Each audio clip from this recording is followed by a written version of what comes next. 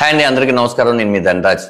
అదేంటి రామో రాగం ఫిబ్రవరి 21వ తారీఖు రిలీజ్ ఉంది, తిన్నని ఎవరైనా ఇంటర్వ్యూ చేయాలి కానీ ఇతనేంటి హాయ్ చెప్తున్నాడు అనుకుంటున్నారా? ఎస్, యాక్చువల్లీ నాకే అసలు ఈ సినిమా కథకుడు, విమానం దర్శకుడు శివప్రసాద్ యానాల్ గారిని ఇంటర్వ్యూ చేస్తే బాగుంటుంది అంటే నేను తెలుసుకోవాలనుకుంటున్న విషయాలు ఆయన నాకు ఎప్పుడు చెప్పని విషయాలు ఏమున్నాయో తెలుసుకొని కొంచెం సరదాగా చిట్ చాట్గా మాట్లాడదాం అని చెప్పి ఆయన రమ్మన్నాను. ఆయన వచ్చారు. ఇప్పుడు ఆయన మీకు పరిచయం చేస్తున్నాను. హాయ్ సార్, శివ గారు. శివ గారు, బేసిక్గా మీది నాది పరిచయం. మీరు జబర్దస్త్కి చమ్మక్ చంద్రాకి రాస్తున్నప్పుడు ఒకసారి మీరు నేను కలిసాం, అన్నపూర్ణ స్టూడియోలో కిట్ గురించి ఏదో మాట్లాడాం. అక్కడే మీరు నేను పరిచయం, అంతేనా? ఇంతకుముందు నేను సినిమా యాక్టర్ గా మీకు తెలుసు కానీ ముఖ పరిచయం అయితే జస్ట్ మీరు అడిగిన ఫస్ట్ డైలాగ్ ఏంటంటే మీరు రైటరా అని అడిగారు. అవునండి అన్న. చమ్మక్ చంద్ర గారికి రాస్తున్నారంటే అవునండి అన్న. ఇంకంతే వెళ్ళిపోయారు. ఇంకా తర్వాత ఏం లేదు. తర్వాత 4-5 years తర్వాత మళ్ళీ కలిసాం మనం. అంతే.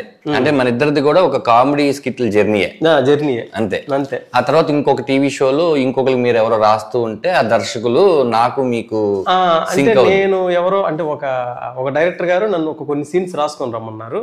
నేను రాసుకొని వెళ్ళాను. వెళ్తే అక్కడ నేరేషన్ ఇచ్చాను. ఆ డైరెక్టర్ గారికి కొంచెం ఏదో నచ్చలా. అంటే ఆయన ఏం చూసారో కొంచెం నచ్చలా ఆయనకి. మీరేంటంటే పడిపోయిన గారు. అవును, గుర్తుంది నాకు. అవును, పడిపోయిన సార్ బాగానే ఉంది కదా సార్ అని మీరు డైరెక్టర్ గారిని అడిగారు. లేదు సార్ నేను అనుకున్నది రాలేదండి అన్నారు ఆయన. అది డైరెక్టర్ చాయిస్ అంటూ ఒకటి ఉంటది కదా. బట్ మీరు బయటకు వచ్చిన తర్వాత సార్ ఆ డైరెక్టర్ గారికి ఎందుకు నచ్చలేదో నాకు అనవసరం, బట్ మీరు చాలా బాగా రాశారు, నాకు ముందే మీరు పరిచయం అయ్యి ఉంటే 2-3 సినిమాలు ఈ మధ్య స్టార్ట్ అయ్యాయండి, మిమ్మల్ని రైటర్గా పెట్టించేవాడిని సార్, నో ప్రాబ్లం మనం కలిసి జర్నీ చేద్దాం అని చెప్పి వెళ్ళారు. అదే ఫస్ట్ మీ నుంచి వచ్చిన నాకు ఒక పొగడత అవ్వచ్చు, లేకపోతే ఒక ప్రామిస్ అవ్వచ్చు. ఓకే, అయితే ఆ రోజు నేను అనుకున్న తర్వాత అంటే మనం స్కిట్స్ రాసేటప్పుడు ఖచ్చితంగా ఎంటర్టైన్మెంటే రాయాలనుకొని మిగతా విషయాలు ఏం చెప్పాం. అవును అవును. అప్పుడు మన మీద ఒక ముద్ర పడుతుంది ఏంటంటే మనం కామెడీ మాత్రమే రాయగలము. అది కూడా ఏంటి, ఆ 10 నిమిషాల్లో మనం అద్భుతంగా ఉండాలి ప్రతి సీన్, ప్రతి డైలాగ్. ఇంకా వేరే ఏం రాయలేమేమో అనుకుంటారు ఖచ్చితంగా. అలా అనుకున్న వ్యక్తిలో నేను కూడా ఒకరిని. అవును. నన్ను మీరు బ్రేక్ చేసింది ఏంటంటే ఆ దర్శకుడి దగ్గరికి మీరు సీన్ తీసుకొచ్చి ఏదైతే చెప్పారో అప్పుడు ఓహో శివప్రసాద్ గారు అన్ని రాయగలరు అంటే అది కామెడీ సీన్. కాకపోతే సినిమా పద్ధతిలో ఉంది, సినిమా మీటర్ అంటే ఒకటి ఉంటదిగా. అలా అయింది. ఆ తర్వాత మనం వేరే షోలో కలిసాము. సరే, ఇదంతా మనం అంతకుముందు అందరితో మాట్లాడిందే, మీరు చెప్పేశారు చాలా మంది కాబట్టి విమానం దాకా స్కిప్ చేసేస్తాం. Okay, done.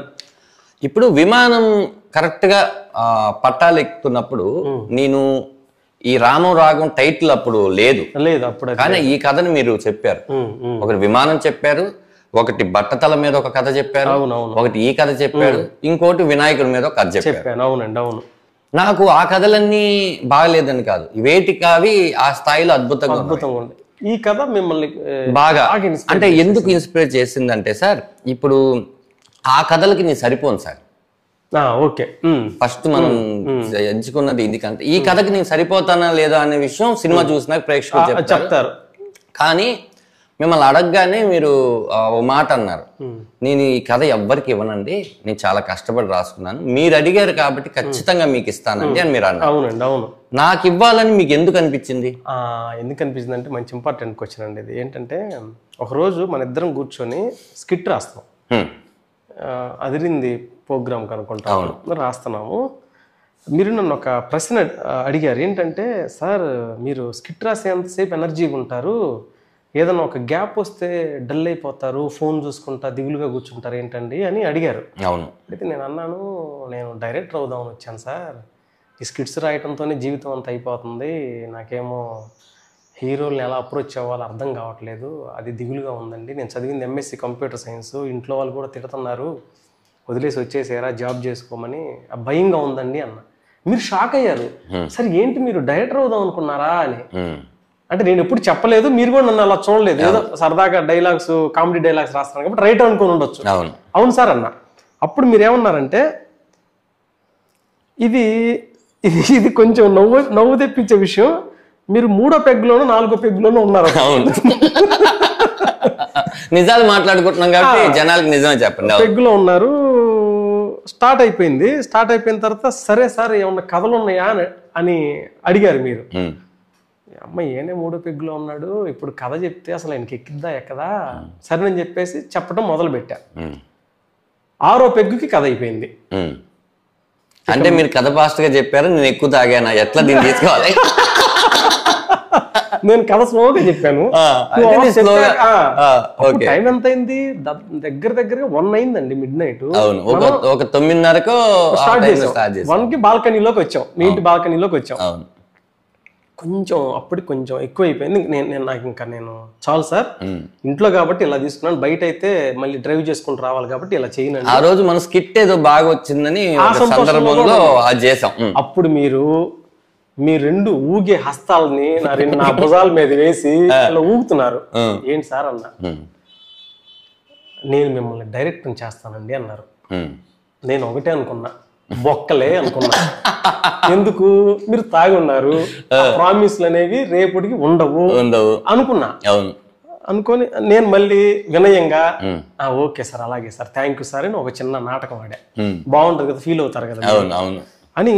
సరే సార్ మీరు పొనుకోమన్నారా సార్, నైట్ అయిపోయింది కదా పొనుకోండి అంటే, లేదులేండి నేను ఇంటికి వెళ్ళిపోతాను, నాకు ఇక్కడ నిద్ర పట్టదని చెప్పేసి ఇంటికి వెళ్ళిపోయి, సరే ఈ రోజు లేట్ అయింది కాబట్టి నెక్స్ట్ డే మధ్యాహ్నం నుంచి రండి, మధ్యాహ్నం నుంచి స్కిట్ రాసుకుందామండి అన్నారు.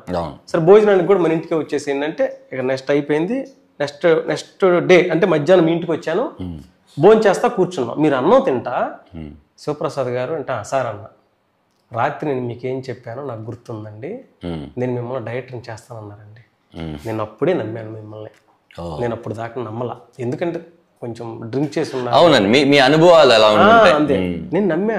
ఏంటి నిన్న మిడ్ నైట్ అలాంటి సిచ్యువేషన్లో చెప్పారు, మళ్ళీ సేమ్ అన్నం తినేటప్పుడు చెప్పారంటే, అన్నం తినేటప్పుడు ఎవరైనా సరదాగా కూడా ప్రామిస్ చేయరు. ఎందుకంటే ఆ ప్రామిస్ చేసిన వాడికి అన్నం దొరకదని భయం. Right, correct. అందుకని మీరు చెప్పారు, అయిపోయింది. మళ్ళీ ఆ రోజు నైటే సార్ ఒక మంచి ఇంకో కథ ఏదైనా ఉంటే చెప్పండి సార్ అన్నారు. కథలు చెప్పుకున్నాం, మీరు నాకు కథలు చెప్పారు. ఇది పక్కన పెడితే అప్పుడు మన బాగమతి డైరెక్టర్ అశోక్ గారు, ఆయన గురించి కూడా చెప్పుకోవాలి. ఆయన సార్ నెట్ఫ్లిక్స్కి ఒక 2-3 సినిమాలు చేద్దాం అనుకుంటున్నారు, సింపుల్ బడ్జెట్లో మీకు పరిచయం చేస్తానని చెప్పేసి అశోక్ గారిని పరిచయం చేస్తే, నేను ఆయనకు ఒక కథ చెప్పాను. అది చెప్తే సరే ఆయన ఓకే అన్నారు. తర్వాత నెట్ఫ్లిక్స్ వాళ్ళతో ఏదో కొంచెం లేట్ అవుతుంది సార్, కొంచెం నాకు లేట్ అయ్యేటట్టుంది అన్నారు అశోక్ గారు. సరే సార్ నేను అంతసేపు అంత టైం వెయిట్ చేయలేనండి, నేను బయటకు వచ్చేస్తానని బయటకు వచ్చేసాను. తర్వాత ఈ విమానం అనే మూవీ కథ విన్నాక, ఇది ఎవరైతే బాగుంటారండి అని నేనంటే, నా మనసులో ఒక క్యారెక్టర్ ఉందిగా నేను చెప్పలా బయటికి. మీరు ఎవరు అనుకుంటున్నారండి అంటే, సముద్రగని గారు బాగుంటారండి అని మీరు అన్నారు. ఫస్ట్ మీ నోట్లో నుండే వచ్చింది. సార్ అదేంటి సార్, నేను ఆయన దృష్టిలో పెట్టుకునే, అంటే నాకు ఆ కథ రాసేటప్పుడు ఆయనే వస్తున్నారండి అంటే, మీరు వెంటనే ఒక్క నిమిషం అండి, సముద్రకని గారికి నా ముందే ఫోన్ చేశారు మీరు. ఫోన్ చేసి అనే తమిళ్లో అనే ఓ నల్ల స్టోరీ ఇరికి సరే ఏదో మాట్లాడుకున్నారు. ఆయన నేను ఫోన్ చేయడం గొప్ప విషయం కాదు, ఆయన ఎత్తి నాతో మాట్లాడడం అది గొప్ప విషయం. అంతేనా? చూడండి, ఆయన నెక్స్ట్ మంత్ నేను హైదరాబాద్ వస్తున్నాను, నేను వింటానన్నారా, అయిపోయిందా, స్క్రీన్ ప్లే ఎలా ఉంటుందో చూడండి. ఆయన హైదరాబాద్ వచ్చారు, వచ్చి మీకు ఫోన్ చేశారు. ఆ పర్సన్ ని ఈవినింగ్ 4 ఏదో తెమ్మన్నారు. మీరు నాకు ఫోన్ చేస్తే నా దరిద్రం కొద్ది అది స్విచ్ ఆఫ్. ఆ రోజు మీరు ఏం చేశారు, నాకు ట్రై చేశారు చివరికి ఎప్పుడో ఒకసారి నాకు స్కిట్ డబ్బులు నా అకౌంట్ ఏదో వర్క్ అవ్వకపోతుంటే నా ఫ్రెండ్ అకౌంట్ నెంబర్ ఇచ్చాను, అది గూగుల్ పే నెంబర్ ఇచ్చాను. ఆ నెంబర్ ఉంది మీ దగ్గర. ఆయనకి మీరు ఫోన్ చేశారు, చేసి సార్ మీరు పలానా శివప్రసాద్ ఫ్రెండే కదా, మీకు ఒకసారి నేను డబ్బులు వేసాను, శివప్రసాద్ గారి ఫోన్ నెంబర్ కలవట్లేదు, మీరు ఒక్కసారి ఎట్టి పరిస్థితుల్లో శివప్రసాద్ గారిని కలవాలి, ఆయన 4 గంటలకు సముద్రకని గారు అపాయింట్మెంట్ ఇచ్చారు, కథ చెప్పాలి ఆయన అంటే. ఇంకా వాడు చస్తా బతుకుతా వచ్చాడు, చెప్పాడు ఇంటికి వచ్చి. ఇక నేను వెంటనే మీకు ఫోన్ చేసా. అప్పుడు టైం ఎంత ఉందనుకుంటున్నారు, 1.5 hour 2 hours సముద్రకని గారికి చెప్పడానికి. సార్ నేను రెడీ అయ్యాను, డైరెక్ట్ గా ట్రైడెంట్కి వచ్చేస్తున్నాను, మీరు ట్రైడెంట్ వచ్చేసి నన్ను పరిచయం చేశారు, కథ అంతా చెప్పాను. కథ విని ఆయన పైకి లేచి 2 భుజాల మీద చేతులేసి, కథ బాగుంది, అప్పుడు నేనేసాను 2 భుజాల మీద, ఇప్పుడు ఈయనేసారు. అదే చెప్పబోతున్నాను.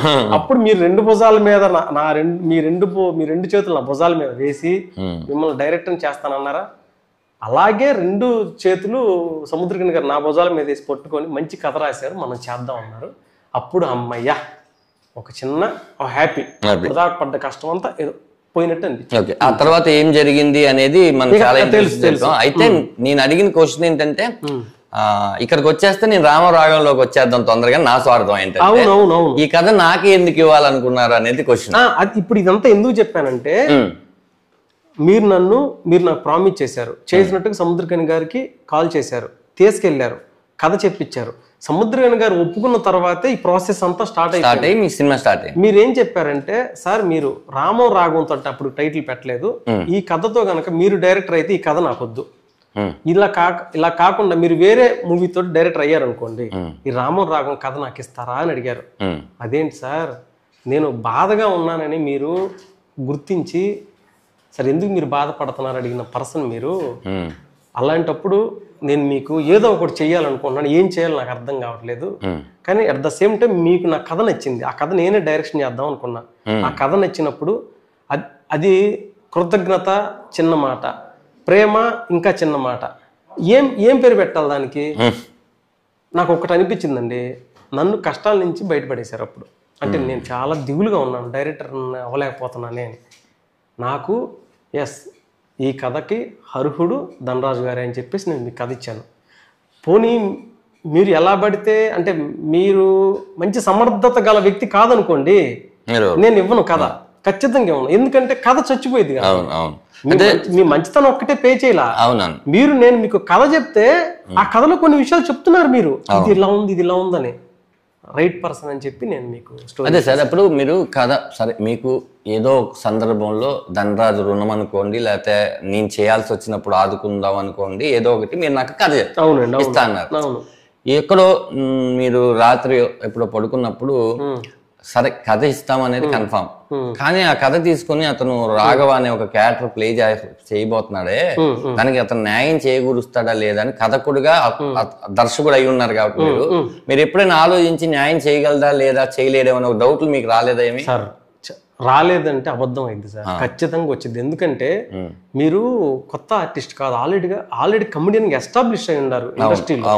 అలాంటప్పుడు ఒక కొడుకు క్యారెక్టర్ ఇంత ఎమోషనల్ గల క్యారెక్టర్ చేస్తే సినిమా మీద దెబ్బ పడిపోయిద్దామో, కథ మీద దెబ్బ పడిపోయిద్దాం నిజంగా అనుకున్న మాట వాస్తవమేనండి. మీరు మరి ఆ వాస్తవం అని నాకు అంటున్నారు కదా, తర్వాత ఆ పాయింట్కి వచ్చేటప్పుడు దీని కంటిన్యూషన్ ఏంటంటే సరే కథ ఇచ్చారు, సరే ప్రొడ్యూసర్స్ పృథ్వీ పోలవరపు గారు, ఆరి ప్రభాకర్ గారు మనం మాట్లాడుకుంటే సెట్ అయింది.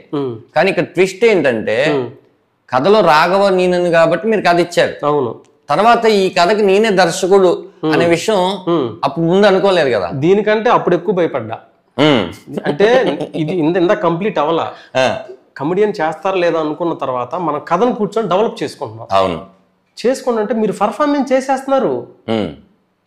ఎక్కడో నాకు ఒక 75% మీ మీద ప్రేమ ఉన్నా ఎక్కడో 25% అపనమ్మకం ఉంటది చేస్తారు లేదని. కానీ మీరు సీన్లని నేను చెప్పిన కథని సీన్లు వేసుకొని అది నాకు మళ్ళీ పర్ఫార్మెన్స్ చేసి చూపిస్తున్నప్పుడు హీఈస్ ద బెస్ట్ పర్సన్ అనిపించారు మీరు నాకు. అమ్మ అసలు ధనరాజు గారు ఏంటి ఇలా చేస్తున్నారు, అమ్మయ్య నేనైతే హ్యాపీగా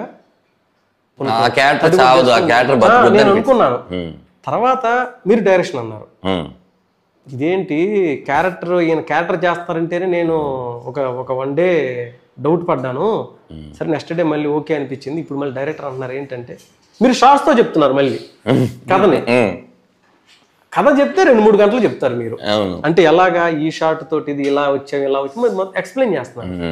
చేస్తా ఉంటే సార్ మీరే సార్ ఇంక పర్ఫెక్ట్ దీనికి అని మీరు పృథ్వీ గారు అందరూ అనుకొని మీరు ఈ కథ ఆత్మని అర్థం చేసుకున్నంతగా ఇంకెవరు అర్థం చేసుకోరు, ఏ డైరెక్టర్ అర్థం చేసుకోరు. Thank you sir, thank you. తర్వాత ఇప్పుడు యాక్టర్ గా నాకు అది ఇచ్చారు, ఓకే అక్కడతో నేను పర్ఫార్మెన్స్ చేసి చూపించాను కాబట్టి నమ్మేశారు, బాగానే చేస్తాను. తర్వాత నేను షార్ట్లతో సహా చెప్పేసరికి ఓకే ఇతను డైరెక్షన్ కూడా చేస్తాడని మీరు వన్ ఆఫ్ ద పర్సన్ నన్ను చేయమన్న వాళ్ళు అనుకున్నాను. ఈ 2 అయిపోయింది. ఆన్ లొకేషన్కి వెళ్ళాం. ఆన్ లొకేషన్కి వెళ్ళిన తర్వాత ఇప్పుడు మనకి ఎలా ఉంటుందంటే థియరీస్ వేరు, ప్రాక్టికల్స్ అంతేగా. కరెక్ట్. సరే నాకు నమ్మకం పక్కన పెట్టండి, మీరు ఫస్ట్ డే వచ్చారు లొకేషన్ కి షూటింగ్, మరి నా విధానం చూసి మీకు కాన్ఫిడెంట్ పెరిగిందా మళ్ళీ అక్కడ పోయిందా? లేదండి, కాన్ఫిడెంట్ డబుల్ అయింది. ఎలా అంటే ఇప్పుడు మీరు ఆర్టిస్ట్ అవ్వటం వల్ల ఏం జరిగింది, మీరు చాలా సినిమాలు వర్క్ చేశారు నటుడుగా, అంటే చాలా మంది దర్శకుల దగ్గర మీరు పనిచేసినట్టేగా. అంతేగా. ఇప్పుడు మీ డైలాగ్ లేనప్పుడు లేదా మీ షార్ట్ లేనప్పుడు అక్కడ కూర్చొని మీరు అన్నారు చాలాసార్లు నేను అబ్జర్వ్ చేస్తూ ఉంటానండి అని. నేను ఆ రోజు చూస్తే మీరు అప్పటికి ఒక 10 సినిమాలు తీసిన డైరెక్టర్ లాగే ఉన్నారు. కన్ఫ్యూజన్ లేదు, బెరుకు లేదు, భయం లేదు, చాలా హ్యాపీగా చేసుకుంటూ వెళ్తున్నారు. ఇదేంటి నేను డైరెక్షన్ డిపార్ట్మెంట్ అంటే నేను విమానానికి ఫస్ట్ డే భయపడిపోయా. అసలు ఎలా షాట్ పెట్టాలో నాకు అర్థం కాల. అంటే అందరు క్రౌడ్ వచ్చారు, భయపడిపోయాను. ప్రొడ్యూసర్ కిరణ్ కొరపాటి గారు, ఆయన ఆల్రెడీ డైరెక్టర్ కాబట్టి నాకు ఆయన ఫుల్ సపోర్ట్ ఇచ్చారు కాబట్టి ఆ 2-3 రోజులు తర్వాత అర్థం చేసేసుకున్నాను నేను. మీరు అసలు ఫస్ట్ డే ఫస్ట్ షాట్ కే హ్యాపీ చేసుకుంటూ వెళ్తున్నారు. ఓకే, అప్పుడు అయితే ఒక విషయం తర్వాత రెండో విషయం తర్వాత మూడో విషయం మీకు వచ్చింది, అలా వచ్చేసింది. ఇక నాకు లాస్ట్ ఏంటంటే సముద్రకని గారు, సార్ ఏమన్నా మీరు వచ్చి అడిగారు, సార్ అన్న ఏదన్నా కరెక్షన్ ఉంటే చెప్పన్నా అంటే, అరే నీ విజన్ అద్భుతంగా ఉందిరా, నువ్వు చేసుకుంటే నువ్వేం అడిగితే నేను అది చేసి పెడతాను అని మీతో చెప్పటం కాదు. నేను, ప్రొడ్యూసర్ గారు, సముద్రకని గారు ముగ్గురు కూర్చొని ఏదో టీ తాగుతూ ఏదో కూర్చొని ఉంటే టేబుల్ మీద ఆ చైర్స్ మీద అలా కూర్చొని ఉంటే అప్పుడు ఆయన పృథ్వీ గారికి చెప్పిన మాట, అది నేను విన్న మాట. పృథ్వీ భయపడకు, ధనరాజు చాలా బాగా చేస్తున్నారు, ఆయన ఏది అడిగితే అది ఇవ్వటం నటుడుగా నా ధర్మం. అసలు నేను అడగను ఇదేంటని, ఎందుకంటే నాకు ఆ డౌట్సే రావట్లేదని చెప్పారు. ఫస్ట్ పొగడ్త అనేది ఆయన నుంచి వచ్చింది. ఆయన గ్రేట్ డైరెక్టర్, గ్రేట్ యాక్టర్ కదా, కాబట్టి ఇంకా ఆ రోజుతోటి అనుమానాలని పటా పంచులయ్యి కాలు మీద కాలు వేసుకుని కూర్చోవడం జరిగింది. సూపర్. అయితే ఇంకొక లాస్ట్ క్వశ్చన్ చెప్పండి. ఫైనల్ గా మీరు సినిమా అవుట్పుట్ చూసేసారు. మీరు సినిమా చూసిన తర్వాత 2 విషయాలు క్విక్ గా చెప్పండి. సినిమా చూసిన తర్వాత మీరు పేపర్ మీద పెట్టినటువంటిది స్క్రీన్ మీదకి వచ్చిందా లేదా అనేది ఒకటి. అబ్నాసరంగా ఇతనికి ఇచ్చానే ఇంత మంచి కథ, నేనే నెక్స్ట్ సినిమా డైరెక్షన్ చేస్తే బాగుంటది అని, ఈ రెండింటి గురించి ఒకసారి చెప్పండి. లేదండి, సినిమా నాకు చూపించారు మీరు, చూపించాక ఆ సినిమా ఎంత బాగుందని చెప్పడానికి కొన్ని పదాలు వాడాలి కాబట్టి, సెన్సార్ కాబట్టి ఆ పదాలు వాడకూడదు ఇక్కడ. అంటే కేసీపీడీ అనొచ్చు, లేదా ఇంకొక పదం అనొచ్చు. నేను చూశాను, ఇంటర్వెల్ అయిపోయింది, ఇంకా సెకండ్ హాఫ్ మొదలైంది. అంటే గ్రాఫ్ ఎప్పుడైనా కథకి పెరుగుతూ ఉండాలి, అలా పెరుగుతూ సెకండ్ హాఫ్కి వచ్చేటప్పుడు టాప్ గేర్లోకి వెళ్ళిపోయింది. వెళ్ళిపోయి క్లైమాక్స్ నుంచి బయటకు వచ్చేటప్పుడు ఏడ్చుకుంటూ బయటకు వచ్చాను. బయటకు వచ్చి నాకు బాగా గుర్తు, ప్రసాద్ ల్యాబ్ లో మీరు గట్టిగా కౌగులిచ్చి చేసుకొని ఒక 3 బూతు పదాలు చెప్పారు, అది చెప్పకూడదు. బట్ నాకు A to Z అనిపిస్తుంది కదండి. కథ స్టార్ట్ అయ్యేది ఏ దగ్గర, సినిమా రిలీజ్ అయ్యేది Z దగ్గర. ఒక కథకుడిగా మీరు నాకు కథ చెప్పిన తర్వాత ఆ జర్నీ అంతా నేను చూసేసి మీకు చూపించేటప్పుడు Z వరకు నేను సక్సెస్ అయ్యానన్న విషయం నాకు అర్థమైంది. ఏంటంటే కథకుడు నమ్మినప్పుడు. అవునండి, అవును, నాకు వెరీ హ్యాపీగా అనిపించింది. థ్యాంక్ యూ శివ గారు. అంటే నేను ఇంటర్వ్యూ చేయడానికి కారణం ఏంటి అంటే, ఒక దర్శకుడు ఒక కథని ఇంకొకరికి ఇవ్వాలంటే చాలా పెద్ద అమౌంట్ అన్నా రావాలి, అతనికి అవసరం ఉండాలి. లేదా మీలాగా ఎథికల్ గా నాకు ఒక టైంలో సహాయం చేశాడు కాబట్టి ఇప్పుడు ఇతనికి అవసరం అని మీలాగా చాలా అడుగుతుంటారు ఇచ్చేవాళ్ళు. మీరు అలా నా కోసం ఈ కథని ఇచ్చినందుకు, ఈ కథతో మళ్ళీ నా రామో రాఘవంతో ధనరాజ్ 2.0 అవ్వబోతున్నానని నేను అనుకుంటున్నాను. Thank you sir, thank you so much. మీరు కూడా మున్ను అంటే ఏం చెప్తానంటే, తండ్రి కొడుకులు కథ అంటే మీరు ఆ బ్రాండ్ లోకి వెళ్ళిపోతారని అందరూ అనుకుంటారు. అలా కాకుండా నెక్స్ట్ కొంచెం బ్రేక్ ఇచ్చి ఇంకొక సినిమా మీరు రాసి అది కూడా మంచి ఎమోషన్ తో నవ్వించాలని మనస్ఫూర్తిగా కోరుకుంటున్నాను. ఈ 2025 లోనే మీ సినిమా ఓకే అయ్యి షూటింగ్ కి వెళ్ళాలని యాజ్ అ ఫ్రెండ్ గా ఓకే అయింది. వివరాలన్నీ త్వరలో చెప్తా, అందుకే నేను చెప్పకూడదు కాబట్టి చెప్తున్నాను. Thank you sir. ఫిబ్రవరి 21 మనం హ్యాపీగా ఆల్రెడీ మనం చూసాము, ఇప్పటికో 10 సార్లు జనాలతో చూద్దాము. ఖచ్చితంగా వాళ్ళని ఏడిపిద్దాము. సినిమా నుంచి బయటకు వచ్చాక ఒక 2 days ఉన్న తర్వాత ఇది తలుచుకొని, అంటే దాన్ని ఏమంటారు, ఏడిపిద్దాం అనేది మీరు నవ్వుకుంటారు, ఏడ్చుకుంటారు, 10 మందికి చెప్పి డిస్కషన్ చేసుకుంటారు ఈ కథ గురించి. అంత గొప్ప కథ. అలాగే ధనరాజు గారు చాలా అద్భుతంగా ఈ మూవీ చేశారు. ఫిబ్రవరి 21 రిలీజు. మీరు ఖచ్చితంగా మీ బ్లెస్సింగ్స్ ఆయనకు కావాలి. కష్టపడి తీశారు.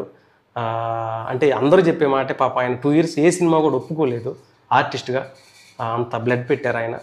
మీరు సినిమా ఖచ్చితంగా చూడండి, మమ్మల్ని అందరూ ఎంకరేజ్ చేయండి, ఆశీర్వదించండి. Thank you to all.